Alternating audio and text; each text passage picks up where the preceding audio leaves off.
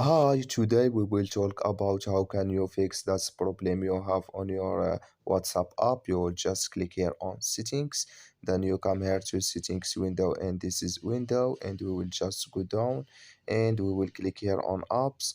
Then we come to apps window here like you say, and we will just go down to looking for WhatsApp app here, and this is window. We will just keep going here, and we will click here on WhatsApp.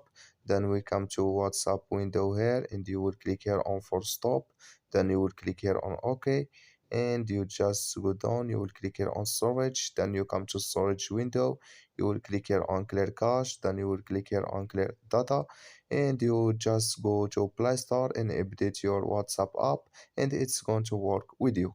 So that's all now. I wish now you are get it. You just follow this is way, and it's going to work with you. Thank you for your watching. Don't forget to support us by like and subscribe, and see you in next video about all WhatsApp settings.